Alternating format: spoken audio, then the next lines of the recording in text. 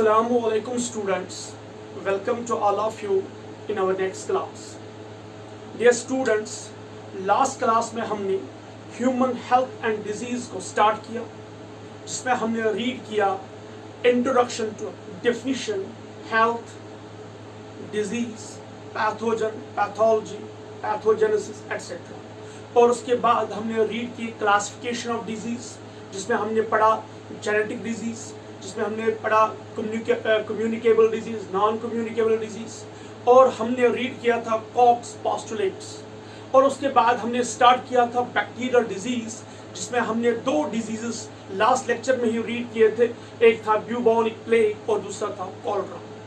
अगर आपको नोट्स मिले होंगे, अगर आपने नोट्स देखे होंगे, जो मैंने लास्ट वीडियो के नोट्स आपको सेंड किए थे व्हाट्सएप ग्रुप में, वहां पे मैंने आपको दिखाया था, एक ट्रिक हमने लिखी थी कि किस तरीके से we will memorise these bacterial disease, जिसमें हमने वो ट्रिक समझाई थी। उसके हिसाब से जो आज हम स्टार्ट करेंगे थर्ड डिजीज, वो हम देखेंगे कि जो बैक्टीरियल डिजीज है, ये टोटल हम इसमें इस टेक्स्ट में, इस चैप्टर में हम ऑलमोस्ट 15 डिजीज पढ़ेंगे, जिसमें दो डिजीज हमने तो रीड किए थे, जो रेस्ट ऑफ द डिजीज है वो हम आज ले रहे हैं। तो आज हम स्टार्ट करेंगे और बैक्टीरियल डिजीज, जो हम स्टार्ट करेंगे थर्ड से।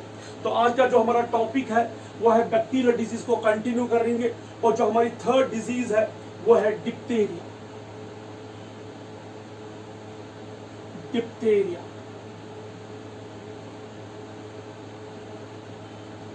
डिप्थेरिया जो ये डिजीज है। ये स्टूडेंट्स, ये जो डिप्थेरिया है ये बैक्टीरियल डिजीज है। सबसे पहले हम देखेंगे कॉजेटिव एजेंट, यानी कि ये डिजीज किसकी वजह से होती है। अब ध्यान से देखिए, पहले हम देखेंगे कॉजेटिव एजेंट। कॉजेटिव एजेंट यानी कि ये डिजीज किसकी वजह से होती है।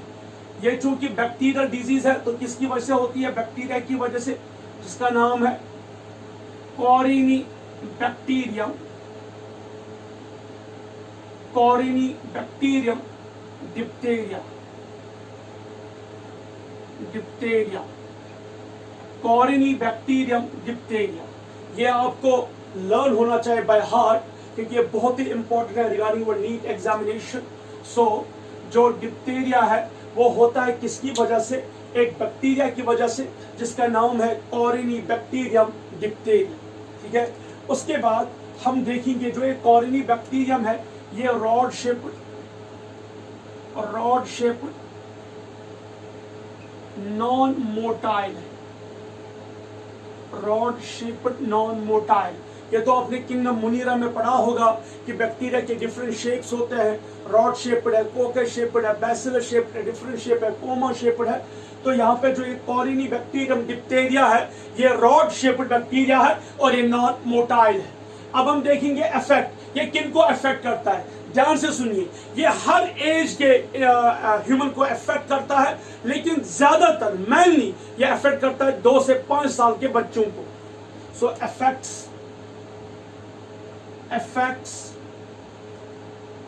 ये बहुत ही इंपॉर्टेंट है, ये पॉइंट आपको लगेगा ये बिल्कुल इजी है। Affects mainly 2 to 5 year old child.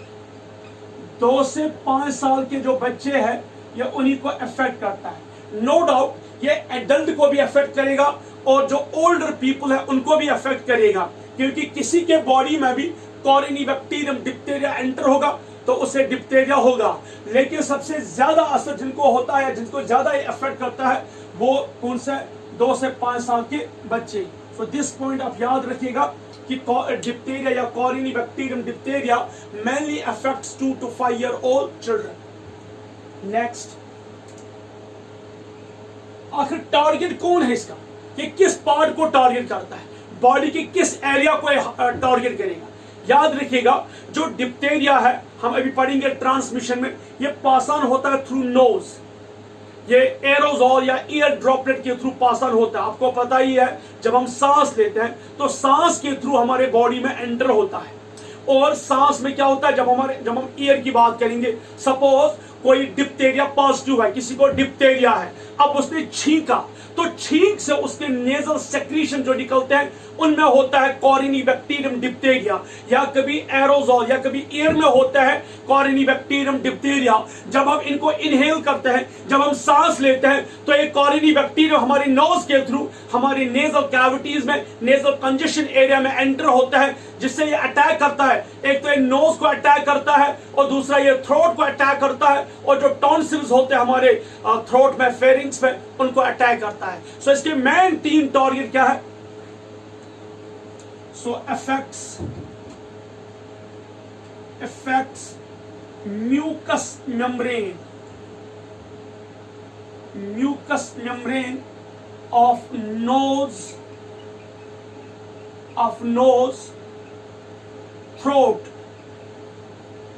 throat, एक तो नाक और दूसरा थ्रोट, जब बोलते हैं फेरिंग्स एंड टॉन्सिल्स। आपको पता ही है कि हमारे फेरिंग्स में या हमारे माउथ कैविटी में, या हम सिंपली कहेंगे थ्रोट में, हमारे अंदर एक मैस ऑफ लिम्फोइड टिश्यू है जिसे हम कहते हैं टॉन्सिल्स, जैसे lingual tonsils, nasal tonsils, palatine tonsils. तो ये जो टॉन्सिल्स होते हैं, मैस ऑफ लिम्फोइड टिश्यू होता है, इनको भी ये अफेक्ट करता है। तो दैट मीन जो कॉरिनीबैक्टीरियम डिप्थीरिया है, ये अफेक्ट करता है नोज को, ये अफेक्ट करता है थ्रोट को, और ये अफेक्ट करता है टॉन्सिल्स को। जब ये नोज के सेल्स को या थ्रोट के सेल्स को या टॉन्सिल्स के सेल्स को इफेक्ट करता है, जो उन सेल्स की म्यूकस मेम्ब्रेन होती है, उन म्यूकस मेम्ब्रेन से एक बिल्कुल थिक सेक्रीशन निकलती है। प्लीज ये नोट कीजिए पॉइंट, कि जो म्यूकस मेम्ब्रेन है नोज की, जो म्यूकस मेम्ब्रेन है थ्रोट की, यानी कि हमारे थ्रोट में, हमारी नोज में जो हमारी सेल्स होते हैं, म्यूकस सेल्स, उनकी जो मेम्ब्रेन होती है, ये उन्हीं को अफेक्ट करता है। और उससे क्या होता है, वो cells lot of material secrete करता है, एक थिक म्यूकस सेक्रीट करते हैं, और वो जो म्यूकस होता है वो इतना हार्ड हो जाता है, उसको हम बोलते हैं स्यूडो मेम्ब्रेन, और वो जमा हो जाता है, डिपॉजिट होता है on the opening of trachea, जिसे हम बोलते हैं ग्लोटिस। तो जब ये ग्लोटिस की ओपनिंग पे, सपोज अगर मैं यहाँ पे डायग्रामेटिकली दिखाता हूं आपको, सपोज ये ट्राइकिया है और ये है ओपनिंग, से बोलते हैं ग्लोटिस। तो ये इस ग्लोटिस पे जमा हो जाता है। जब इसने इस ग्लोटिस को ब्लॉक किया, ये इस ग्लोटिस को ब्लॉक करता है, तो इससे क्या होता है, जो छोटे 2 से 5 साल के बच्चे हैं, इनको सांस लेने में या सांस छोड़ने में दुश्वारी हो जाती है, और सफोकेशन की वजह से इनकी मौत हो जाती है। सो ध्यान से सुनिए बेटा, due to this the mucous membrane of nose, throat and tonsils secrete, क्या secrete करते हैं? A thick mucus secretion,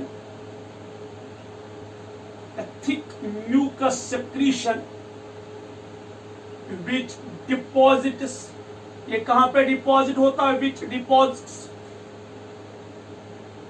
on the glottis। तो ये कहां पे जमा हो जाता है? Glottis. Glottis is the opening of trachea, ये ट्राइकिया की ओपनिंग पे जमा हो जाता है।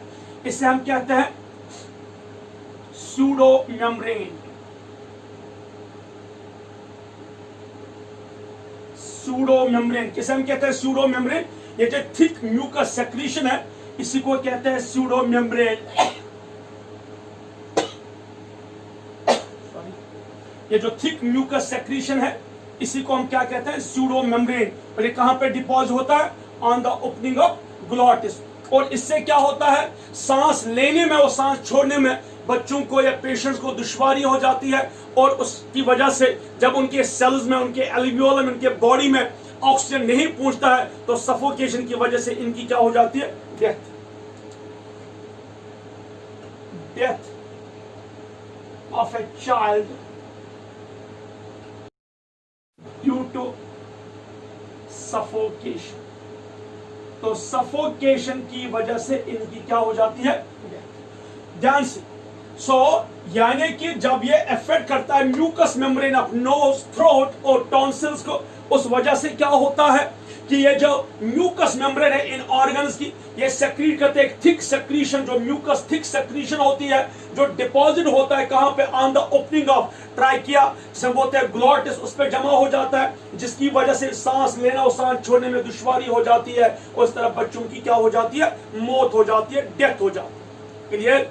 नाउ ये जो डिप्थीरिया है ये बिल्कुल एपिडेमिक है, यानी कि ये मैस ऑफ पीपल को अफेक्ट करता है, लार्जर पीपल को अफेक्ट करता है। सो ये डिजीज एपिडेमिक है, एपिडेमिक। एपिडेमिक मींस कि ये मैस ऑफ पीपल को क्या करता है, इफेक्ट करता है, यानी कि ये बहुत ज्यादा लोगों को इफेक्ट करता है। अब हम देखेंगे कि ये फैलता कैसे, ट्रांसमिशन क्या है इसका, तो ध्यान से सुनिए। इसका ट्रांसमिशन क्या है, थ्रू एयर, यानी कि जो हवा होती है, एयर होता है, एयर में होता है कॉर्नी बैक्टीरियम, तो ये उसी से पास ऑन होता है, क्योंकि जब हम एयर को इनहेल करते हैं तो वो हमारे अंदर आ जाता है, जिससे हमारे नेजल कैविटीज या हमारे थ्रोट पे वो अटैक करता है। यानी कि अगर हमारे सामने कोई बंदा बैठा है, उसको डिप्थीरिया है, जब वो छींकता है, यानी कि जब उसकी नेजल सेक्रीशन से जो ये डिप्थीरिया होते हैं वो निकलते हैं, वो ईयर में आ जाता है और हमारे बॉडी के अंदर पहुंचते हैं। सो transmission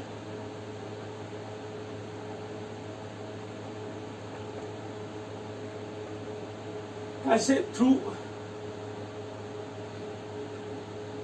year droplets, year droplets जिन्हें हम एरोजोल्स भी कहते हैं, थ्रू ईयर ड्रॉपलेट्स और एरोजोल्स। ठीक है, नेक्स्ट इंक्यूबेशन पीरियड क्या है इसका, आईपी, इंक्यूबेशन पीरियड। देखिए किससे, मैंने आपको लास्ट टाइम भी बोला क्या होता है इंक्यूबेशन पीरियड। इंक्यूबेशन पीरियड होता है यानी कि जब बैक्टीरिया बॉडी में दाखिल हुआ, जब पहली बार सिम्टम नमूदार होता है, यानी कि बैक्टीरिया के एंटर होने से लेके फर्स्ट सिम्टम अपीयरेंस में जो टाइम होता है उसी को हम बोलते हैं इंक्यूबेशन पीरियड। और ये क्या है, 2 to 5 डेज, 2 यानी कि 2 से 5 दिन में ही ये जो हमारा जो बैक्टीरिया के सिम्टम्स है वो नमूदार होते हैं। तो जरा देखेंगे सिम्टम्स क्या है।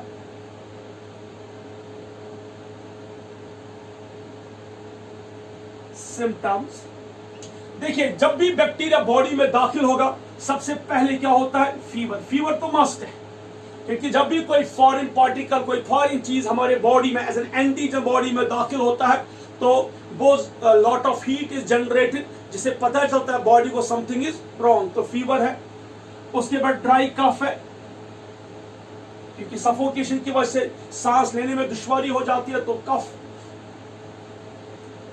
डिफिकल्टी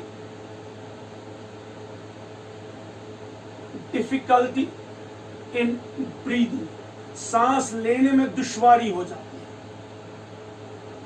सांस लेने में और सांस छोड़ने में क्या होती है, दुश्वारी हो जाती है। दैट मीन्स जो ये बैक्टीरिया है इसकी वजह से क्या होता है, सबसे पहले फीवर होता है, उसके बाद कफ, यानी कि हमें सांस को जो खांसी हो जाती है, खांसी आती है, और सांस लेने और छोड़ने में दुश्वारी हो जाती है, और जो हमारा गला है वो थोड़ा खट्टा खट्टा होता है, इसको बोलते हैं सोर थ्रोट। ये किसकी वजह से होता है, ये जो म्यूकस सेक्रीशन हो जाती है इस इंफेक्शन की वजह से, उसकी वजह से जो हमारा गला है उसमें जो एक खराश जैसी पैदा होती है और एक बिटरनेस होती है, एक खट्टापन हमें इस माउथ में होता है, एक अजीब सा गार्गल्स करने के बावजूद भी वो खट्टापन महसूस होता है हमारे माउथ में, इसको बोलते हैं sore throat. So these were some symptoms. Prevention क्या है, इस बीमारी से कैसे बच सकते हैं, प्रिवेंशन एक ही इलाज, DPT vaccine, this is very important, DPT vaccine, इसे हम बोलते हैं ट्रिपल वैक्सीन भी, ट्रिपल वैक्सीन, डीपीटी वैक्सीन, या इसे हम बोलते हैं triple vaccine. What is that DPT और ट्रिपल वैक्सीन, ध्यान से सुनिए। डीपीटी ये 3 बीमारी के खिलाफ वैक्सीन है, यानी कि ये वैक्सीन हम 3 बीमारी के खिलाफ करते हैं। और कौन कौन सी बीमारी है? डी स्टैंड्स फॉर डिप्थेरिया, जो आप पढ़ रहे हैं, डिप्थेरिया, ठीक है। पी फॉर परटूसिस, जो हम इसके बाद पढ़ेंगे, परटूसिस, इसे हम बोलते हैं वूपिंग कफ, एक अजीब सी सांस, एक अजीब सी खांसी होती है। और T for tetanus, T for tetanus, पता होगा आपको टेटनस क्या होता है, यानी कि जो मस्क्यूलर, जो हमारे स्केलेटल मसल्स है वो लॉक हो जाते हैं अगर कहीं पे भी हमें इंजरी हो जाती है, और अगर उस जख्म को हमने ऐसे ही छोड़ दिया, उस जख्म में के अंदर कोई पैथोजन हमारे बॉडी में बैक्टीरिया दाखिल होता है, जिसकी वजह से ये होता है। ये आगे हमें पढ़ना है, ये दोनों डिजीज हम आगे पढ़ेंगे, ये याद रखिएगा। DPT vaccine, this is very important, this is very important, ये पूछा जा सकता है। Which vaccine is used against, say suppose diphtheria या pertussis या tetanus, that's a DPT vaccine। और याद रखिए ये वैक्सीन सिर्फ 6 महीने के अंदर अंदर है, सॉरी 6 वीक्स के अंदर अंदर ही देना है, within 6 weeks after birth।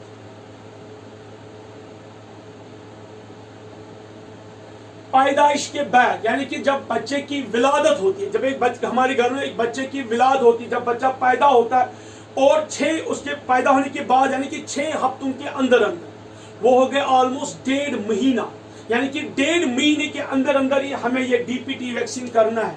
Dear students, जब एक वुमेन की डिलीवरी होती है तो उसको एक चार्ट दिया जाता है, वो चार्ट पे लिखा होता है कि किस टाइम पे आपको बच्चों को कौन कौन से वैक्सीन करने होते हैं।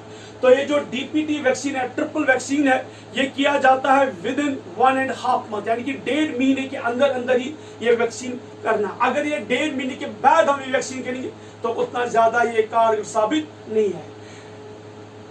ट्रीटमेंट क्या है? ये तो प्रिवेंशन हो गया। ट्रीटमेंट क्या? अगर किसी को डिप्थेरिया हो चुका है तो उसे हम क्या करेंगे? ट्रीटमेंट, उसे क्या दवाई देंगे, उसे हम क्या देंगे? ध्यान से सुनिए। अगर किसी को डिप्थेरिया हो चुका है, सपोज किसी बंदे को डिप्थेरिया हो चुका है और वो रिकवर हो चुका है और वो ठीक हो चुका है, तो उसके बॉडी में एंटीबॉडीज होंगे अगेंस्ट द डिप्थेरिया। तो हम उसके बॉडी से, उसके ब्लड से वो एंटीबॉडीज निकालेंगे और वो इंजेक्ट करेंगे, उसे हम बोलते हैं anti diphtheria serum, anti diphtheria serum.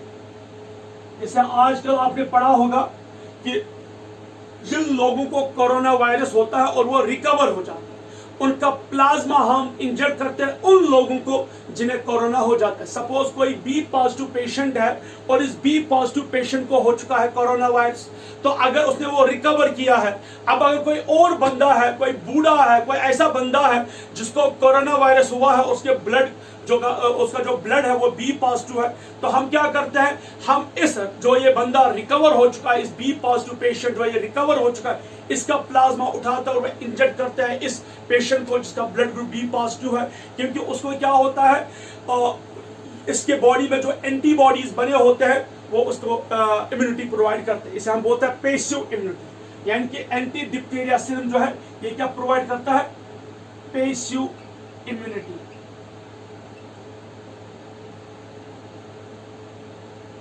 और हम एंटीबायोटिक्स भी देते हैं। याद रखिएगा, बैक्टीरिया के खिलाफ हमेशा कौन काम करता है, एंटीबायोटिक्स। Is that clear? तो एंटीबायोटिक्स देते हैं। डायग्नोसिस, यानी कि हाउ कैन वी डायग्नोसिस, हमें कैसे इसको डायग्नोज करना है इस बीमारी को। There is a test, is a very important, इसे बोलते हैं Schick test. This is very important, Schick test ये पूछा जाता है।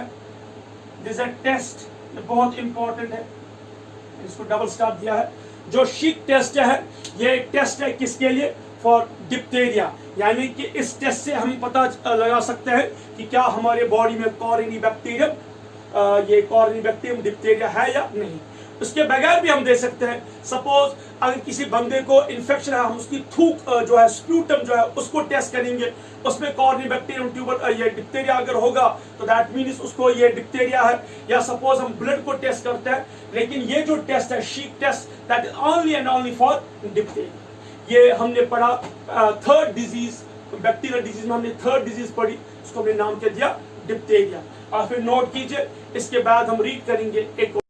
अब हम एक और डिजीज पढ़ते हैं, डिजीज नंबर 4, इसका नाम है लेप्रोसी। 4 डिजीज है, इसे हम बोलते हैं लेप्रोसी या इसे बोलते हैं हैंसेंस डिजीज। हैंसेंस डिजीज ये क्यों बोलते हैं वो भी हम बोलेंगे, पहले हम देखेंगे लेप्रोसी। सबसे पहले कॉजेटिव एजेंट किसकी वजह से होता है? एक बैक्टीरिया है जिसका नाम है Mycobacterium leprae. Causative agent Mycobacterium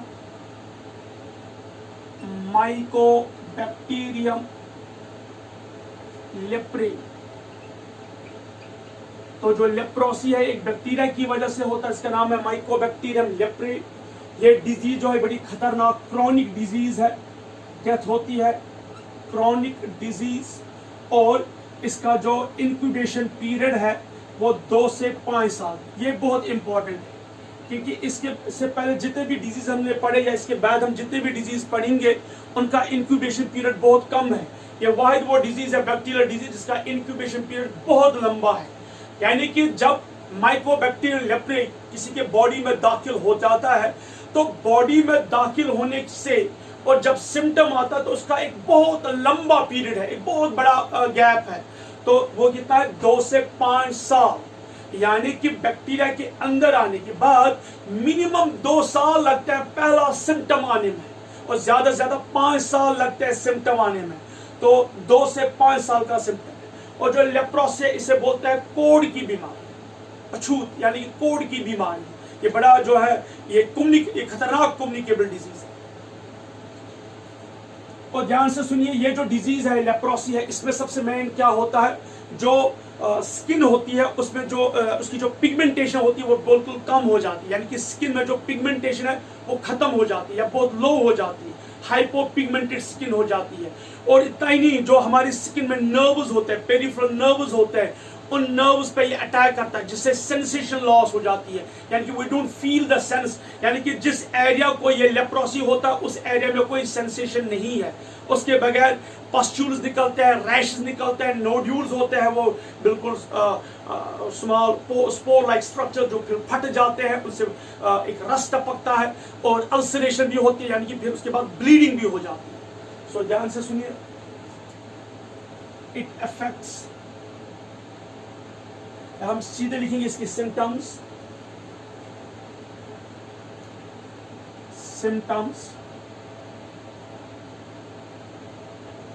hypopigmented skin. Hypopigmented skin कैसे पता चलेगा कि ये लेप्रोसी है? जब स्किन क्या होगी? Hypopigmented skin types. Hypopigmented skin types, loss of sensation, पूरे बॉडी को नहीं बल्कि सिर्फ उस एरिया को जहां पे लेप्रोसी है, loss of sensation at affected area,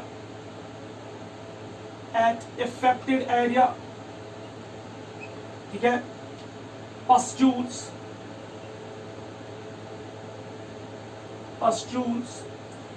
rash, deformity, this is very important, deformity in digits. जो हमारी फिंगर्स के टिप्स है इनमें डिफॉर्मिटी होती है। I will show you, for हाथ ऐसा है तो इसके जो फिंगर्स है ऐसे डिफॉर्म हो जाए, बिल्कुल बेंड हो जाते हैं, you can straight them. Deformity in digits, nodules, ulceration, ये इसके सिम्टम्स हैं। फैलता कैसे? ट्रांसमिशन क्या है इसका? ये एयरबॉर्न डिजीज नहीं है, ध्यान से सुनिए। जब एक बंदा जिसको लेप्रोसी हुई है उसके साथ कोई ऐसा बंदा बैठा बहुत टाइम से, क्योंकि ये तो लॉन्ग डिजीज है, 2 से 5 साल तक किसी को पता भी नहीं चलेगा इस बंदे को इन्फेक्शन है, इसको लेप्रोसी है।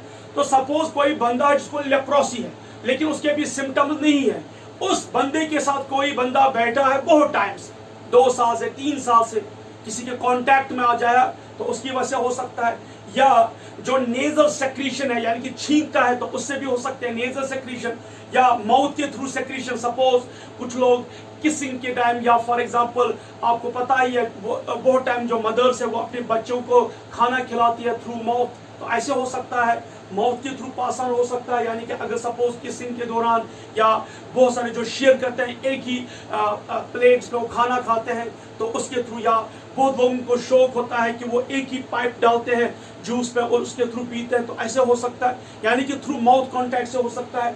और इम्पॉर्टेंट ये भी है कि अगर सपोज किसी बंदे को लेप्रोसी हुआ है तो उसमें जो पस्ट्यूल्स है, उसके जो नोड्यूल्स है, उनमें से रस टपकता है या उनमें जो ब्लीडिंग होती है, अगर वो कांटेक्ट में आ गया दूसरे बंदे के साथ, यानी कि जिस बंदे को लेप्रोसी नहीं है वो उस ऐसे बंदे के साथ हाथ मिलाता है या टच करता है या गले लगाता है जिसको लेप्रोसी है। सपोज उसने उसको गले लगाया, उसके बॉडी पे कहीं पे लेप्रोसी था, या उसने उसका हाथ उसके साथ हाथ मिलाया तो उसके हाथ पे लेप्रोसी है, तो ऐसे फैलती है ये disease.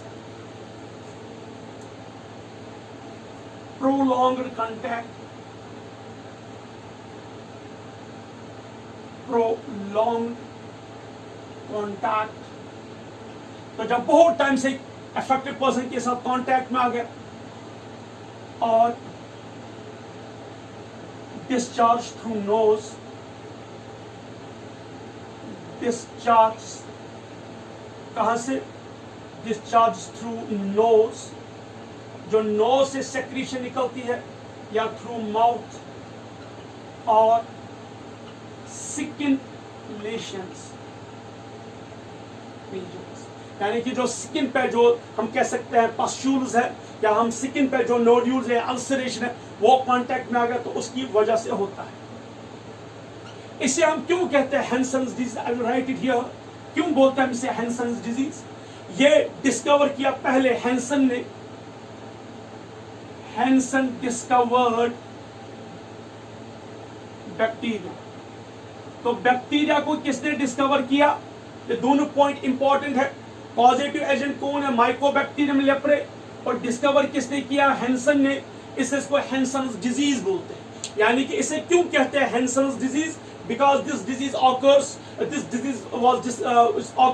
through Mycobacterium leprae that was discovered by Hansen। यानी कि हैंसन ने Mycobacterium leprae को डिस्कवर किया, इसको नाम दिया गया हैंसन्स डिजीज। प्रिवेंशन, प्रिवेंशन क्या है इसका? इसका प्रिवेंशन यही है, आपको याद होगा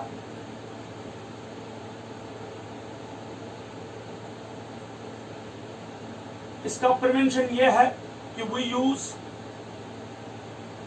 DDS, डाइएमाइनो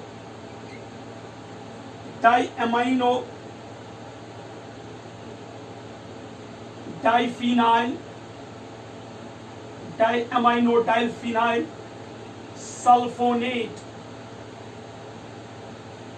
ये ड्रग हम यूज करते हैं। इसकी ट्रीटमेंट है।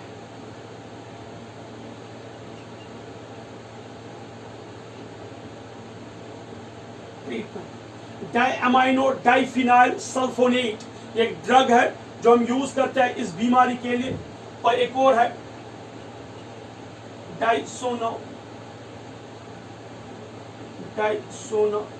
ये एक मल्टी ड्रग थेरेपी है। मल्टी ड्रग थेरेपी, जिस तरह हम ट्यूबरकुलोसिस में, टीबी में हम मल्टी ड्रग थेरेपी करते हैं, इस तरह इस लेप्रोसी में। लेकिन इसमें एक मेन प्रॉब्लम यह है कि ये जो लेप्रोसी पेशेंट्स हैं वो कुछ टाइम के लिए मेडिसिन लेते हैं और उसके बाद क्या होता है, वो इसके बाद उसको छोड़ते हैं। उनको लगता है कि वो ठीक हो गए, अब हमें इस ड्रग को लेने की जरूरत नहीं है। लेकिन ये जो ड्रग है बहुत टाइम के लिए लेना है, जितना इसका प्रिस्क्रिप्शन है, जितना डॉक्टर कहता है कितने टाइम के लिए लेना है, वो डिपेंड करता है। तो उसके लिए वो दवाई लेंगे, क्योंकि इस तरह we have to eradicate that bacteria. क्योंकि अगर बैक्टीरिया कोई भी एक बैक्टीरिया बॉडी के अंदर रह गया तो ये फिर रीअटैक कर सकता है। तो इसका एक टेस्ट आता है, राइट इट हियर, इसको बोलते हैं लेप्रोमिन टेस्ट। लेप्रोमिन टेस्ट, यानी कि डायग्नोसिस।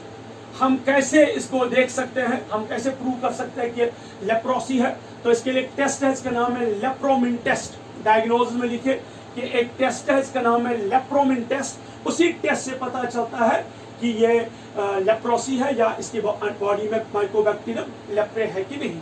तो दैट मीन्स जो लेप्रोसी है या हैंसेल्स डिजीज, इसे हम डायग्नोज कर सकते हैं विद अ टेस्ट, इसका नाम है lepromin test. Is that clear? ये थी फोर्थ डिजीज। नेक्स्ट हम लेंगे वूपिंग कफ, या जिसे हम बोलते हैं परट्यूसिस। सो अब disease number 5, disease number 5,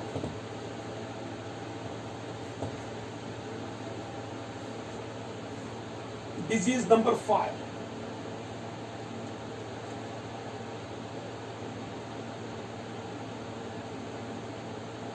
whooping cough, या इसे बोलते हैं परट्यूसिस भी, परट्यूसिस। Disease number 5। तो ये जो डिजीज है जिसका नाम है वूपिंग कफ, ये डिजीज जो है ये एक रेस्पिरेटरी डिसऑर्डर है। इसमें इफेक्ट होता है इंसान को, रेस्पिरेटरी सिस्टम को इफेक्ट करता है, और इसका दूसरा नाम हमने रखा है परट्यूस, क्या नाम रखा है? और ये जो डिजीज है ये होती है एक बैक्टीरिया की वजह से जिसका नाम है बॉर्डिटिला। तो पहले हम देखेंगे कॉजेटिव एजेंट, कॉजेटिव एजेंट कौन? एक बैक्टीरिया, इसका नाम है Bordetella pertussis, Bordetella pertussis. This is a very important. Causative agent हमेशा याद रखिए, इसमें क्वेश्चन पूछे जाते हैं। सो वूपिंग कफ या परट्यूसिस जो है ये एक बैक्टीरिया की वजह से होता है, इसका नाम है बॉर्डिटिला परट्यूसिस। यह भी खतरनाक डिजीज है, ये डिजीज भी causes death in children। छोटे बच्चों में ये अक्सर मौत का बाइस है, यानी कि बहुत सारे बच्चों की डेथ होती है because of whooping cough. Incubation period क्या है? 2 to 5 days, 2 to 5 days इसका इंक्यूबेशन पीरियड है। और उसके बाद सिम्टम्स, ध्यान से देखिए इसके सिम्टम्स क्या है। जो परट्यूसिस है, हमने इसको क्यों नाम दिया वूपिंग कफ? ध्यान से सुनिए। ये अटैक करता है अपर रेस्पिरेटरी ट्रैक्ट, जिससे इंसान को जो सांस लेने में दुश्वारी हो जाती है। तो सबसे पहले इसमें जो हमेशा याद रहेगा जो सिम्टम होगा वो कफ होगा, उसके बाद फीवर भी होगा, डिफिकल्टी होगी ब्रीदिंग में, यानी कि सांस लेने और छोड़ने में दुश्वारी होगी। लेकिन जो नाम इसको पड़ा है वो ये क्यों पड़ा है? देखिए, जब बच्चा सांस लेता है ऐसे एक अजीब सी आवाज आ जाती है, कुत्ते की, जैसे कुत्ते की रोने की आवाज आती है। आपने कभी डॉग को भी देखा होगा, जब डॉग सांस लेता है तो अजीब सी आवाज आती है। या जब एक क्रो, जो एक कौवा है, जब कौवा की जो आवाज होती है बिल्कुल उसी आवाज के पैटर्न पे ये बच्चा जो है खांसता है या सांस लेता है। वो दैट मीन जब बच्चा सांस लेता है तो सांस लेने के साथ, जैसे हम भी सांस लेते हैं तो एक आवाज नहीं आती है, लेकिन जब ये बच्चे जिनको ये इफेक्ट है, जब ये सांस लेते हैं उनको ऐसा लगता है जैसे उनकी सांस गले में अटक गई, और उससे जो एक आवाज आती है बिल्कुल शार्प पिच साउंड आ जाती है, वो बिल्कुल कुत्ते की रोने की जैसे आवाज होती है या बिल्कुल एक कौवे की आवाज होती है, शार्प साउंड होती है, उसी को वूप बोलते हैं। इसलिए इसको नाम पड़ा है वूपिंग कफ। तो दैट मींस सिम्टम में पहला fever, cough, difficulty in breathing, difficulty in breathing, सांस लेने में बहुत दुश्वारी आ जाती है। याद रखिए, इससे नाम, इस सांस को कहा जाता है, सांस जब लेते हैं इंस्पिरेशन तो इसको वूप कहते हैं। वूप क्या होता है? एक शार्प इंटेंस साउंड तब ड्यूरिंग इंस्पिरेशन, यानी कि सांस लेने के टाइम एक अजीब सी खतरनाक आवाज निकलती है, जो एक डॉग की रोने की आवाज लगती है, या कौवे की, यानी कि जैसे कौवा आवाज निकालता है जब डॉग रोता है तो ऐसी ही आवाज निकलती है। तो उससे ही पता चल, जो ऐसी आवाज आती है बच्चा नॉर्मली सांस लेता है, बच्चे को लगता है मैंने सांस ली, लेकिन उस सांस लेने के साथ ही एक शार्प और तेज तरार आवाज निकलती है, बिल्कुल ऐसा लगता है जैसे कुत्ते के रोने की आवाज है या बिल्कुल कौवे के चिल्लाने की आवाज है। तो हमें पता चलता है दैट्स अ वूपिंग कफ। इसे बोलते हैं काली खांसी। इसे हम क्या अक्सर हिंदी में बोलते हैं काली खांसी। काली खांसी मीन्स बिल्कुल ना अजीब सी आवाज, काली, ब्लैक, कौवे की लिटिल। ट्रांसमिशन कैसे फैलता है?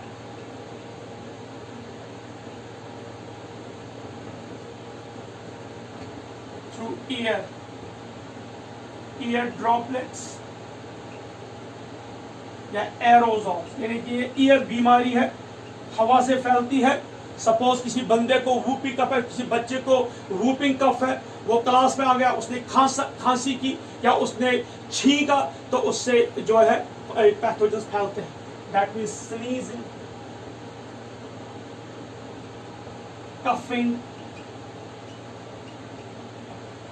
एटसेट्रा।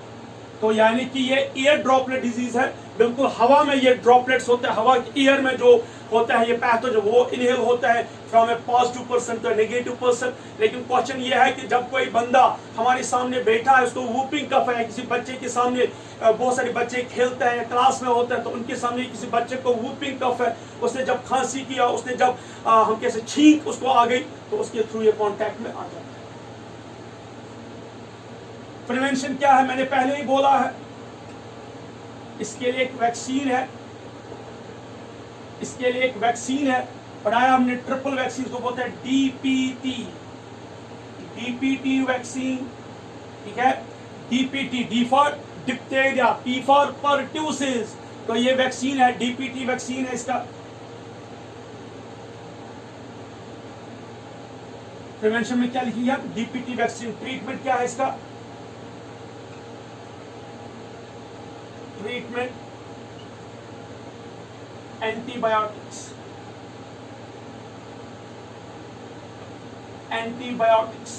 यानी कि हम इसके लिए क्या यूज करते हैं? ट्रीटमेंट में हम इसको एंटीबायोटिक्स यूज करते हैं, और प्रिवेंशन में सबसे important DPT vaccine. That was the disease number 5, जिसको हम बोलते हैं वूपिंग। डिजीज हम ले रहे हैं disease number 6, that is pneumonia.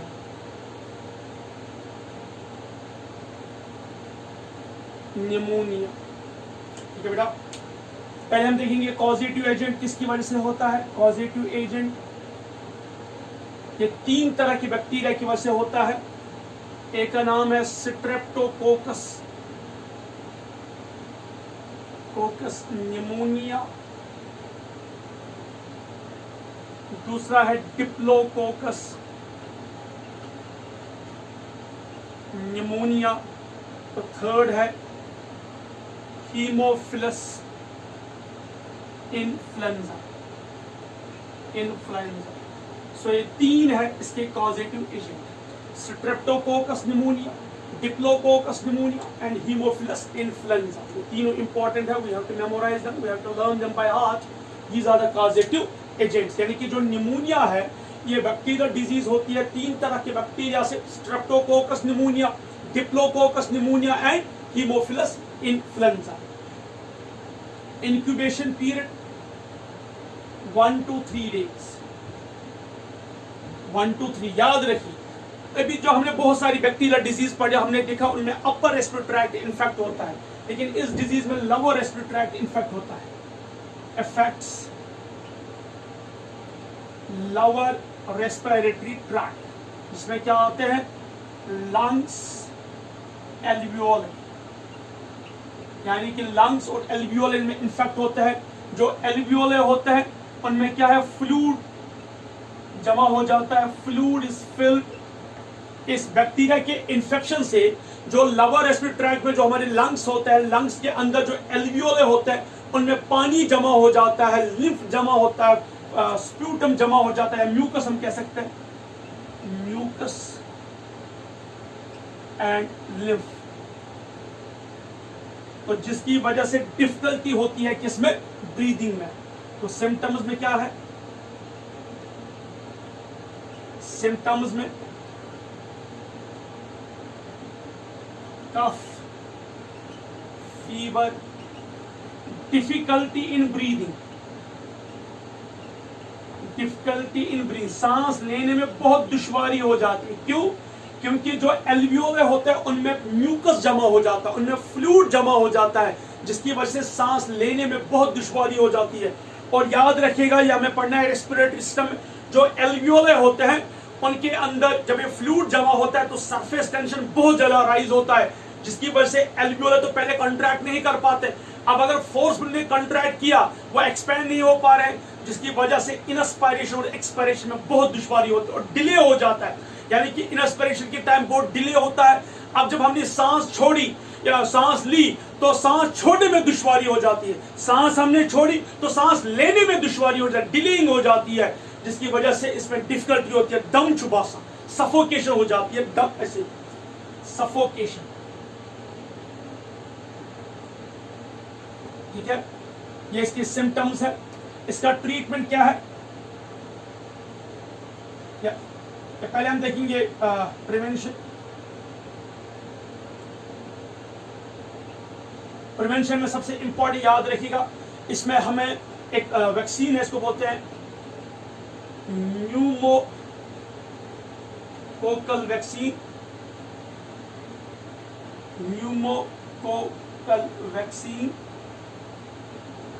और एक और वैक्सीन बोलते हैं हिब, हीमोफिलस इन्फ्लुएंजा बी वैक्सीन। तो ये दो वैक्सीन आपको याद रखने हैं, इनको लर्न बाय हार्ट। एक है न्यूमोकोकल वैक्सीन, यानी कि निमोनिया के खिलाफ हमें वैक्सीन है, इसको बोलते हैं न्यूमोकोकल वैक्सीन, और हीमो इन्फ्लुएंजा बी वैक्सीन। ठीक है, ट्रीटमेंट क्या है इसका, आज भी आपने देखा होगा किसी बंदे को निमोनिया हो जाता है तो हम उसको वेंटिलेटर पे रखते हैं, उसको सांस लेने में आसानी हो जाती है, और साथ ही में हम उसको एंटीबायोटिक्स देते हैं, antibiotics plus oxygen inhaler. Oxygen inhale हम उनको करवाते हैं इनको, ताकि इनको आसानी आ जाए कि जब वो सांस लेते हैं सांस छोड़ते हैं तो उनको बिल्कुल आसानी हो जाती है, वो हम करते हैं। इसका प्रिवेंशन क्या है, ट्रांसमिशन, ये कैसे फैलता है, ये ईयरबॉर्न डिजीज है,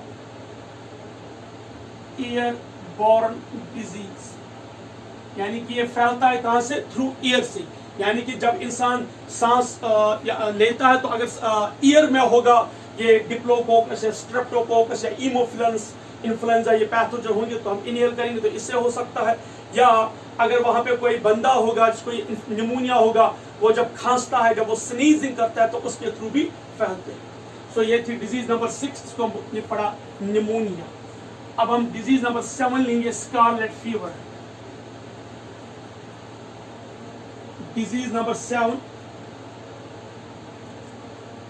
डिजीज नंबर 7, इसको हमने नाम दिया स्कारलेट फीवर। स्कारलेट फीवर किसकी वजह से होता है, कॉजेटिव एजेंट कौन है इसका, कॉजेटिव एजेंट है इसका स्ट्रेप्टोकोकस, स्ट्रेप्टोकोकस पाइरोजेंस। स्ट्रेप्टोकोकस पाइरोजन एक बैक्टीरिया है, उसी की वजह से ये डिजीज होती है, you have to memorise it. Streptococcus pyogenes वही है कॉजेटिव एजेंट, ये अफेक्ट करता है अपर रेस्पिरेटरी ट्रैक्ट को, अफेक्ट्स अपर रेस्पिरेटरी ट्रैक्ट, जिसमें नोज प्लस फेरिंग्स आते हैं। जिस तरह इससे पहले हमने पढ़ा pneumonia, that was lower respiratory tract, ये अपर रेस्पिरेटरी ट्रैक्ट में थ्रोट यानी कि फेरिंग्स और नोज उसको अफेक्ट करता है। Incubation period 2 to 5 days। Transmission कैसे फैलेगा, अगेन आई टोल्ड यू ये एयरबॉर्न है, हवा से फैलता है। सिम्टम्स क्या है इसके? सिम्टम्स सबसे हाई फीवर है, एक्यूट हाई फीवर है, खांसी आती है, कफ है, डिफिकल्टी इन ब्रीदिंग, सांस लेने में दुश्वारी है, डिफिकल्टी इन ब्रीदिंग, ठीक है। इसका डायग्नोसिस में याद, सबसे इंपॉर्टेंट आपको याद है वो है इसका test, Dick test. Dick test इसका है, आपको याद रखना है, ये इसी पे क्वेश्चन आ जाते हैं इसमें से। इसमें आपको दो ही चीजें याद रखनी है कि एक इसका कॉजेटिव एजेंट कौन है और दूसरे इसका डायग्नोसिस क्या है। तो इसका डायग्नोसिस जो है वो है डिक टेस्ट। और सिम्टम में एक और चीज देखिए, इसके पूरे बॉडी पे रैश निकलते हैं जिनको हम बोलते हैं रैश, यहां पे लिखता हूं मैं, रैश ऑन होल बॉडी। उन्हें बोलते हैं हम गूज पिंपल, गूज पिंपल इनको हम बोलते हैं। वो निकलते छोटे छोटे सूर्यदानिश नियरा पूरे बॉडी पे, जो रेड कलर के होते हैं, रेड कलर के वो छोटे छोटे हम कह सकते हैं तो पिंपल्स होता है पूरे बॉडी पे निकल, को बोलते हैं गूज पिंपल। तो उससे भी पता चलता है कि ये स्कारलेट फीवर है। एंड वन मोर इम्पॉर्टेंट चीज, ये निकलता है आफ्टर 24 आवर्स, यानी कि इन्फेक्शन के बाद 24 घंटे के बाद ये निकलता है। सो ये था स्कारलेट फीवर।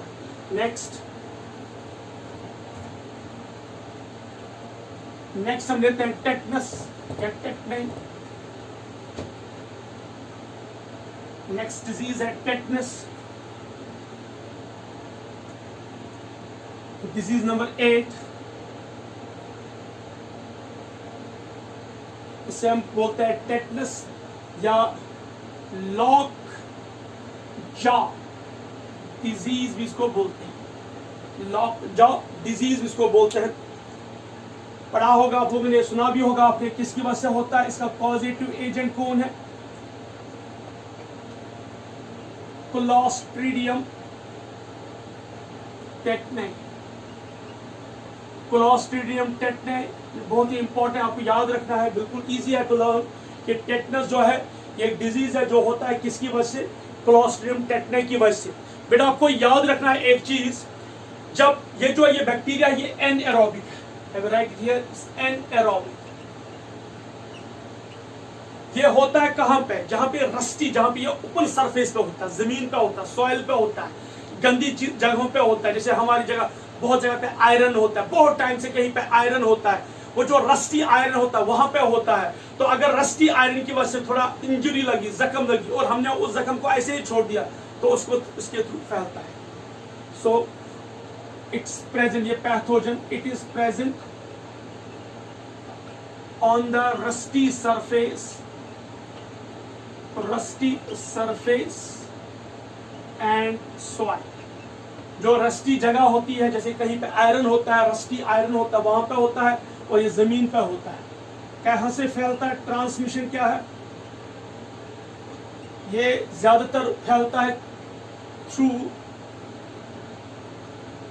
ओपन, जो बिल्कुल खुला ओपन कट, कहीं पे जख्म लगा आपने ऐसे ही छोड़ दिया, बाउंड, यानी कि कहीं पे इंजरी हुई है, जख्म लगा है, कहीं पर कोई ऐसा इंजर्ड पार्ट है, आपने उस इंजर्ड पार्ट को ऐसे ही खुला छोड़ दिया, आपने उसका केयर नहीं किया, आपको लगा कि एक कौन सा मामूली कट लगा है।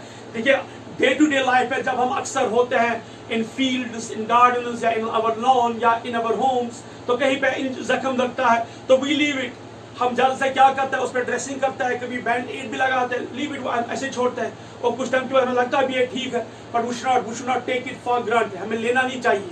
We should show it to the doctor, क्योंकि डॉक्टर को दिखाने से हमें ये एटलीस्ट हमें देखना होगा कि we should go for anti-tetanus, यानी कि हमें एक इंजेक्शन लेना होगा इसके लिए। तो जो वो ट्रांसमिशन है, क्योंकि अगर कहीं पे इंजुरी है, जख्म है, तो क्या पता वहां पे क्लोस्ट्रीडियम टेटनाई होगा, तो अगर बॉडी में दाखिल हो गया, इन साइड में दाखिल होगा, तो वो क्या करेगा? ध्यान से देखिए ये क्या करता है, सिम्टम्स देखो। ये जो बैक्टीरिया जब बॉडी, ये इंपॉर्टेंट पॉइंट है, ये बैक्टीरिया जब बॉडी में दाखिल होता है, ये रिलीज करता है रिलीजेस एक न्यूरोटॉक्सिन, वो टॉक्सिन जो अटैक किसको करता है, नर्वस सिस्टम को, न्यूरॉन्स को रिलीज न्यूरोटॉक्सिन, जिसका नाम है टेक्नोस्पाज्मिन। टेक्नोस्पाज्मिन ये बहुत ही इंपॉर्टेंट है, you have to learn it, उसको मेमोराइज भी करना है। ये एक न्यूरोटॉक्सिन है, इसका नाम है टेक्नोस्पाज्मिन। ये जो टेक्नोस्पाज्मिन है ये क्या करता है, ये it affects neuro muscular junction. Neuromuscular junction किसे हम बोलते हैं, neuromuscular junction. I will show it here. Suppose यहाँ पे मसल है और यहाँ पे न्यूरॉन्स आ गए, तो मसल के जिस जगह पे न्यूरॉन्स अटैच होते हैं उसी को बोलते हैं neuromuscular junction. The point on the muscle where neurons are innervated or attached we call the neuromuscular junction। ये उसी चीज को अटैक, उसी जगह पे अफेक्ट करता है, अटैक करता है। और ज्यादातर ये किसको अटैक करता है, वॉलंटरी या स्केलेटल मसल, स्केलेटल और वॉलंटरी मसल। जो स्केलेटल मसल होती है या जो वॉलंटरी मसल होती है उसी को ये अटैक करता है।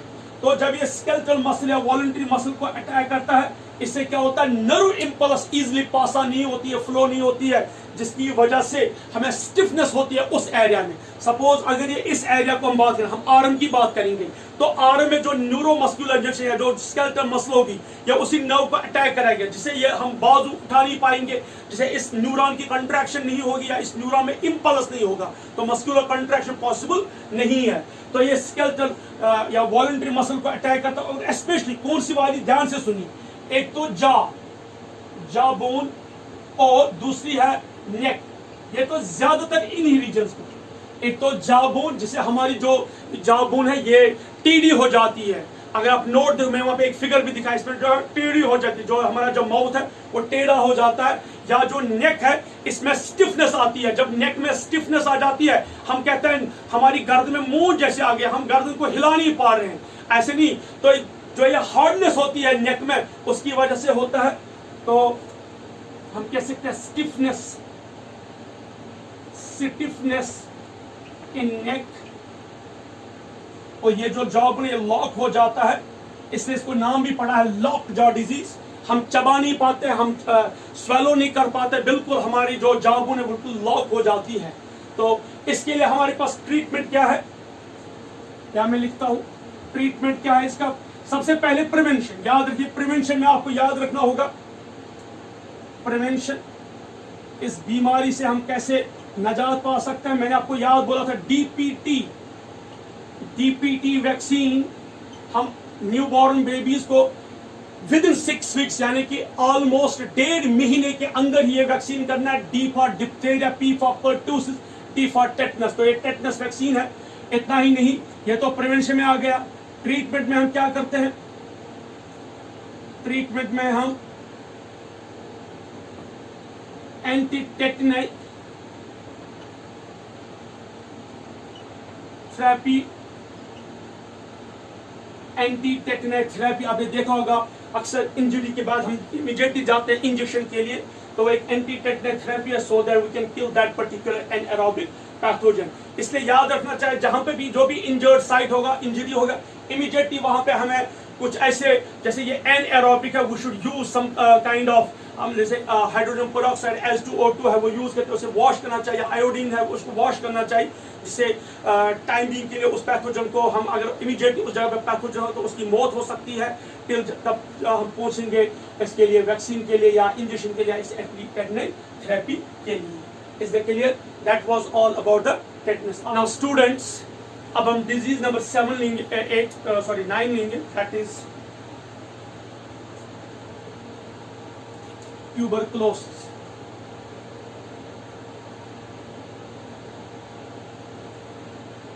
ट्यूबरकुलोसिस जिसे हम अक्सर कहते हैं टीबी, ठीक है। ये डिजीज होती है किसकी वजह से, इसका पॉजिटिव एजेंट क्या है, माइकोबैक्टीरियम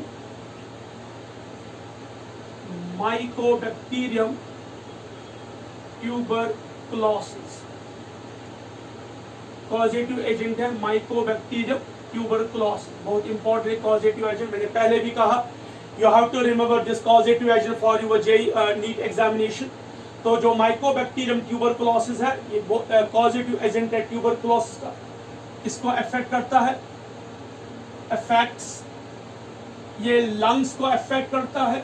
सबसे पहले याद रखिए ये लंग्स को अफेक्ट करता है, इसको बोलते हैं पल्मोनरी ट्यूबरकुलोसिस। ये इंटेस्टीन को अफेक्ट करता है, इसे बोलते हैं इंटेस्टाइनल ट्यूबरकुलोसिस। और ये बोन्स को अफेक्ट करता है, बोन्स, उसमें स्पेशली जो स्पाइन है, इसे अक्सर कहते हैं स्पाइन टीबी, या स्पाइन टीबी को एक साइंटिस्ट के नाम पे पॉट्स डिजीज भी कहते हैं। ठीक है, सो तीन तरह के एक्चुअली ट्यूबरकुलोसिस है। एक है पल्मोनरी ट्यूबरकुलोसिस, इंटेस्टिनल ट्यूबरकुलोसिस, और दूसरा है पॉट्स डिजीज या पॉट्स ट्यूबरकुलोसिस, स्पाइन ट्यूबरकुलोसिस जो बोन्स को होता है।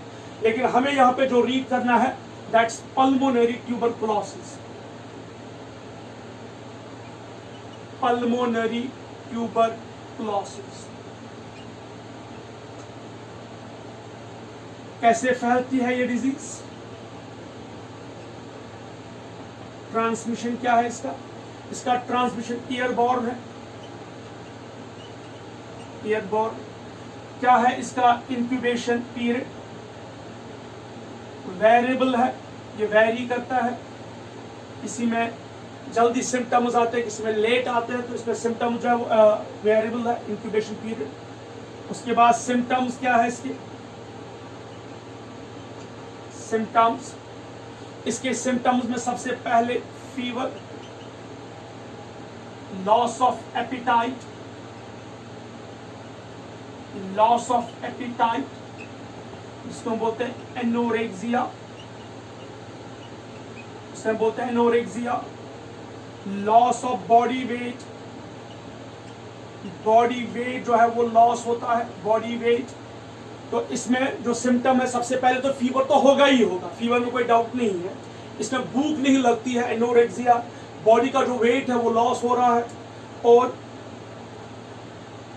ब्लड इन स्प्यूटम, जो थूक होती है उसमें ब्लड होता है।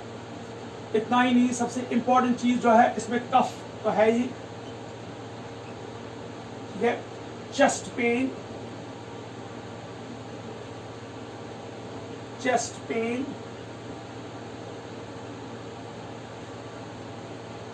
इसमें जो दर्द होता है किसमें, चेस्ट में जो है उसमें पेन होती है, ये इसके सिम्टम्स है। सो फीवर है, लॉस ऑफ एपिटाइट है, लॉस ऑफ बॉडी वेट है, ब्लड इन स्प्यूटम है, कफ और चेस्ट पेन।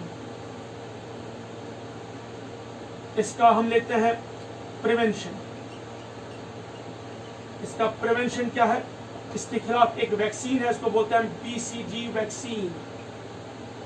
बीसीजी वैक्सीन है, इसका फुल फॉर्म है बी फॉर बैसिलस, यानी कि shape of bacteria, as a rod shaped, bacillus shaped. C और जी जो है ये साइंटिस्ट के नाम है, C for Calmette, Calmette, and G for Yuri, Calmette and Yuri, Yuri. उन्हीं के नाम पे है बैसिलस, कैलोमिटी एंड यूरी। इनको याद नहीं का सबसे आसान तरीका है, bacillus means rod shaped bacteria, तो रॉड शेप्ड होते हैं, और कैलोमिटी काला, सी फॉर काला, जी फॉर गोरा, काला एंड गोरा, कैलोमिटी एंड यूरी इनके नाम पे है। ये आपको याद रखना होगा, मेमोराइज करना होगा, it's very important point. So prevention के लिए बीसीजी वैक्सीन। ट्रीटमेंट क्या है इसका? इस तरह मैंने आपको बोला था लेप्रोसी में, मैंने आपको बोला था मल्टी ड्रग थेरेपी है।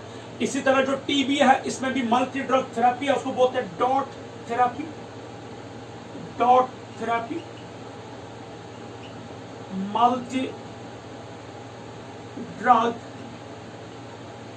Therapy, multi drug therapy. ध्यान से सुनिए, डॉट थेरेपी ये होता है एक्चुअली गवर्नमेंट हॉस्पिटल्स में मुफ्त में मिलता है इसका इलाज, डॉट थेरेपी या multi drug therapy. Dot means direct observation therapy, यानी कि जो पेशेंट होता है वो गवर्नमेंट के ऑब्जर्वेशन में रहता है, उस पर मतलब वो उसका रिकॉर्ड रहता है गवर्नमेंट के पास, उसमें उसको मेडिकेशन की जाती है, उसको प्रॉपर्ली बोला जाता है कब कब आपको आना है मेडिकेशन के लिए, तो उसको तब तक कंटिन्यूअसली मेडिसिन लेना है जब तक उसका पूरी तरह से टीबी जो इरेडिकेट होगा। आपने एड देखा होगा, अमिताभ बच्चन अक्सर एड में कहता है कि जो ये टीबी के लक्षण है, जिन्हें टीबी डायग्नोज हुआ है, उन्हें प्रॉपर्ली जो है मेडिकेशन करना चाहिए, उन्हें प्रॉपर्ली जो पब्लिक हेल्थ सेंटर है या प्राइमरी हेल्थ सेंटर्स है उनमें वहां जाना चाहिए और वहां पे डॉक्टर के साथ कंटिन्यूअसली वहां उनके साथ कांटेक्ट में रहना चाहिए और वहां पे उनको अपना डिटेल्स देना चाहिए। क्यों? क्योंकि कुछ लोग क्या होता है, जब उनको थोड़ा बहुत ऐसे सिम्टम्स आते हैं, वो जाते हैं डॉक्टर के पास, उन्हें डायग्नोज किया जाता है टीबी, वो मेडिसिन लाते हैं, वो कुछ दिन के लिए मेडिसिन खाते हैं, उनको लगता है कि वो ठीक हो गए, उसके बाद ऐसे ही छोड़ते हैं। उससे क्या होता है, उस एड में अमिताभ बच्चन कहता है कि जब आप आधे रास्ते में ही, यानी कि जब आप पूरी तरह जो डोज है वो प्रॉपर्ली डोज, पूरा डोज नहीं लेते हैं, आधा ही डोज देते हैं या मिनिमम डोज लेते हैं, तो उसके बाद क्या होता है, जो बॉडी का अंदर का बैक्टीरियम है, माइक्रोबैक्टीरियम ट्यूबरक्लोसिस, ये क्या होता है, ये पूरी तरह इरेडिकेट नहीं होता है, बल्कि ये वहां पे बच जाता है, और जो बच जाता है वो रेजिस्ट हो जाता है, उसमें रेजिस्टेंस आती है इस दवाई के खिलाफ, और नेक्स्ट टाइम जब ये इसको टीबी फिर से रीअटैक करता है तो दैट मींस उसे इस मेडिकेशन से कुछ नहीं होता है, क्योंकि ये ऑलरेडी क्या हुआ होता है, रेजिस्टेंट। इसलिए ये बिल्कुल गलत बात है। जब आप कोई एंटीबायोटिक लेते हो, किसी ध्यान से सुनिए, जब भी किसी बैक्टीरियल डिजीज के लिए आपने एंटीबायोटिक लिया, डॉक्टर ने जो प्रिस्क्रिप्शन दिया होगा, डॉक्टर ने जो डोज दिया होगा, डॉक्टर ने जो बोला होगा, you have to do it. क्योंकि अगर आपने पूरा डोज नहीं लिया, सपोज कभी डॉक्टर कहता है you have to take this medicine for 5 days, suppose doctor कहता है कि आपको 10 दिन के लिए दवाई लेनी है, डॉक्टर कहता है आपको 15 डेज के लिए दवाई लेनी है, सो व्हाट विल हैपन, अगर आपने आधा ही डोज लिया, उससे क्या हो, जो ये बैक्टीरिया है ये पूरी तरह इरेडिकेट नहीं होता, बल्कि रेजिस्ट बनता है अगेंस्ट दैट ड्रग। उसके बाद इस ड्रग से आपको कोई फर्क नहीं होता, आपको फिर ड्रग डोज चेंज करना पड़ता है। सो इसीलिए जितना भी जो डोज है वी हैव टू टेक। उसके बाद how can we diagnose tuberculosis में, हमें कैसे पता चलेगा, हमें कैसे इसको डायग्नोज करना है, तो ध्यान से सुनिए। डायग्नोसिस, इसके एक टेस्ट आता है, उसको बोलते हैं मॉन्टेक्स टेस्ट।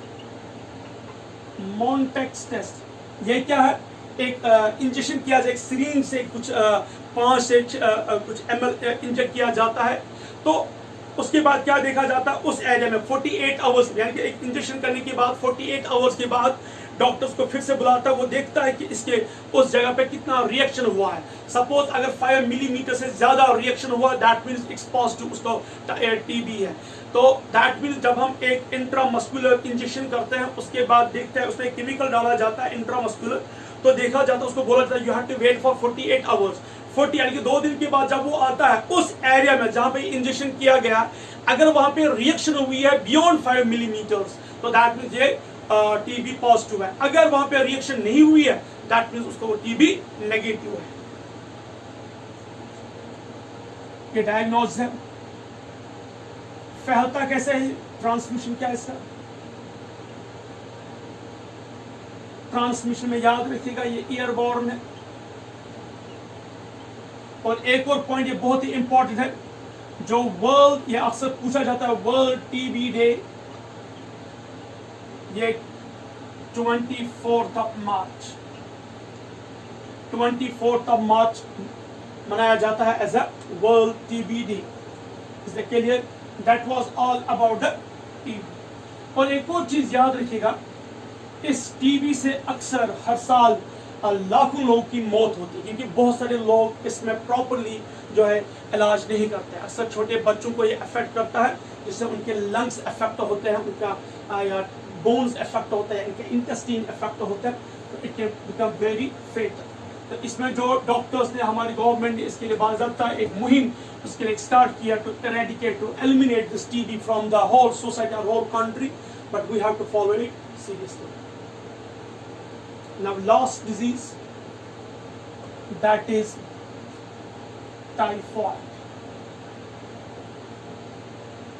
टाइफॉइड, ध्यान से सुनिए बेटा, ये डिजीज होती है, इसका कॉजेटिव एजेंट कौन है,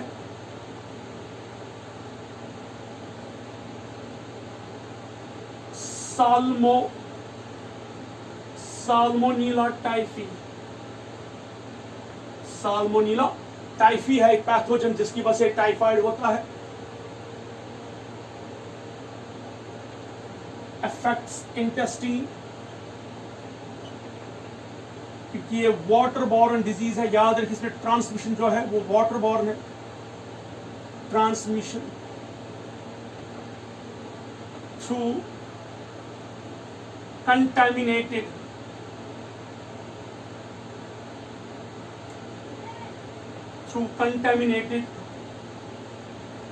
water and food. Dear students, अक्सर जब हम नॉन हाइजीनिक खाना खाते हैं, देखिए जैसे बाहर जाके पटरी पे हम कभी बिरयानी खाते हैं या रनिंग वाटर ऐसे ही पीते हैं, हमें लगता है पानी सफा बिल्कुल क्लीन है, ट्रांसपेरेंट है, ये साफ होगा ड्रिंक की, लेकिन उसमें साल्मोनेला टाइफी हो सकते हैं। अगर रनिंग वाटर या कभी हम ऐसे ही नॉन हाइजीनिक चीजें खाते हैं या कभी ऐसे होटल में जाते हैं तो होटल्स में हम खाते हैं, रेस्टोरेंट में खाते हैं जो हाइजीनिक नहीं है, तो उसके थ्रू ये साल्मोनेला टाइफी हमारी बॉडी के अंदर पहुंच सकता है। सो ये through contaminated water and food हमारे बॉडी में दाखिल होता है। इसका इंक्यूबेशन पीरियड कितना है? 1 to 3 वीक्स। 1 to 3 वीक्स का इंक्यूबेशन पीरियड है। सिम्टम्स क्या है इसके? इसके सिम्टम्स है फीवर, कांस्टेंट, जो फीवर है वो लगातार है, कांस्टेंट फीवर, और पेन इन एब्डोमेन। देखिए अभी तक जितने भी डिजीज में हमने फीवर पढ़ा है उसमें टेम्परेचर राइज होता है, यानी कि उसमें पल्स रेट ज्यादा होती है। ये वाइड, आपको याद नहीं, ये वाइड ऐसी डिजीज है जिसमें फीवर तो है लेकिन पल्स रेट लो है। जब भी फीवर होगा, जब भी हमारा टेम्परेचर राइज होगा तो हमें होता है टैकीकार्डिया, यानी कि हमारा पल्स रेट इंक्रीज होता है। लेकिन ये वाहिद ऐसी डिजीज है जिसमें पल्स रेट लो होता है, तो ये याद रखिएगा आपको। इसमें होता है bradycardia. Bradycardia, what is bradycardia? Low pulse rate, यानी कि पल्स जो है वो लो होता है। फीवर है, पेन इन एब्डोमेन है, बैक पेन भी होती है कभी कभी, प्रोफ्यूज स्वेटिंग होती है, प्रोफ्यूज स्वेटिंग। कभी कभी क्रॉनिक केस में जो है इंटेस्टाइनल परफोरेशन होती है, इंटेस्टाइनल परफोरेशन यानी कि ब्लीडिंग, यानी कि जो ये क्रॉनिक केस में अगर आपने इस टाइफाइड को अनचेक किया, यानी कि आपने इस पे ध्यान नहीं दिया, तो क्रॉनिक केस में क्या होता है, जो इंटेस्टाइन का अपर लेयर है वो डैमेज हो जाता है, जिससे वहां पे ब्लीडिंग होती है, अल्सरेशन होती है और कभी कभी डेथ भी हो सकती है। तो इंटेस्टाइनल परफोरेशन, ये इसके कुछ सिम्टम्स हैं। प्रिवेंशन क्या है इसका? इसका बाज़ाब्ता वैक्सीन है। We have to go for typhi vaccine है, टाइफॉइड वैक्सीन है अवेलेबल, टाइफॉइड वैक्सीन। ट्रीटमेंट क्या है इसका? इसका ट्रीटमेंट है एंटीबायोटिक्स। इसमें एंटीबायोटिक्स लिए जाते हैं, तो एंटीबायोटिक्स यूज किए जाते हैं जिससे ये हम रिकवर होते हैं इस बैक्टीरिया को किल करने के लिए। और इसका एक टेस्ट आता है, इसका नाम है विडाल टेस्ट। डायग्नोज में याद रखिएगा, diagnosis Widal test. This test is very, test आपको सबको याद रखना है। ध्यान से सुनो बेटा, ये मत सोचना कि इस साल छोड़ के नेक्स्ट साल हम याद रखेंगे। जो आप इस वक्त लर्न करोगे बाय हार्ट वही याद रहेगा नेक्स्ट ईयर तक। तो विडाल टेस्ट जो है दैट्स मेंट फॉर दैट। बेटा एक चीज याद रखिए, जो एक कुक थी उसका नाम था मैरी मेलोन। ये इंपॉर्टेंट, एक कुक थी मैरी मेलोन। मैरी मेलोन एक कुक थी। कहते हैं पहली बार इसको हुआ है टाइफाइड, इसे बोलते भी है टाइफाइड मैन, इसे बोलते हैं टाइफाइड मैरी, मैरी टाइफाइड। ये मैरी मेलोन एक कुक थी, एक फीमेल कुक थी। तो कहते हैं पहले इसको हुआ है टाइफाइड, और इसी से जो वहां पे बहुत सारे लोगों को फैला है, बहुत सारे ऑलमोस्ट 70 पीपल को हुआ है typhoid because of this woman. इसको कहते हैं मैरी मेलोन, या कॉमनली इसको बोलते हैं टाइफाइड मैरी। सो टाइफाइड मैंने देखा पॉजिटिव एजेंट, ये अफेक्ट करता है मैनली इंटेस्टाइन को, और ये फैलता है through contaminated water and food. इसका इंक्यूबेशन पीरियड 1 से 3 वीक्स। सिम्टम है फीवर, पेन, एब्डोमेन और लो, ये इंपॉर्टेंट है, लो पल्स होता है ब्रैडीकार्डिया, और बैक पेन, स्वेटिंग होती है, और क्रॉनिक केस में इंटेस्टाइनल परफोरेशन भी होती है। इसका प्रिवेंशन वैक्सीनेशन है, इसमें वैक्सीन आता है वैक्सीन के लिए, लेकिन ट्रीटमेंट में एंटीबायोटिक्स लेना है। डायग्नोज में विडाल टेस्ट। और याद रखिएगा कि एक मैरी मेलोन थी जो एक कुक थी, तो उसी की कहते हैं पहली बार वहाँ 70 पीपल को, ऑलमोस्ट 70 पीपल को टाइफाइड हुआ, इसलिए इसको बोलते हैं commonly typhoid man. That was all about the bacterial disease. ये 10 डिजीज हमने पढ़े हैं। नेक्स्ट क्लास में, नेक्स्ट वीडियो में कुछ और डिजीज देखेंगे। तो आज हमने 8 डिजीज पढ़े हैं। कल के वीडियो में हमने 2 डिजीज पढ़े थे। एक हमने पढ़ा था ब्लैक डेथ जिसे बोलते हैं ब्यूबोनिक प्लेग, और दूसरा हमने पढ़ा था कॉलरा। आज हमने 8 डिजीज इस लेक्चर में, इस वीडियो में स्टडी किए। नेक्स्ट क्लास में कुछ और बैक्टीरियल डिजीज पढ़ेंगे जो जिनमें सबसे कॉमन है कुछ बैक्टीरियल डिजीज जो एसटीडीज की है, सेक्सुअली ट्रांसमिटेड डिजीज की वजह से फैलते हैं, और कुछ और है जिनको जो एक्ट एज करता है बायो वॉर के तौर पर यूज किया जाता है। कुछ और बैक्टीरियल डिजीज है वो हम देखेंगे। नेक्स्ट क्लास के लिए happy learning and have a good day. अस्सलामु अलैकुम व रहमतुल्लाहि व बरकातहू।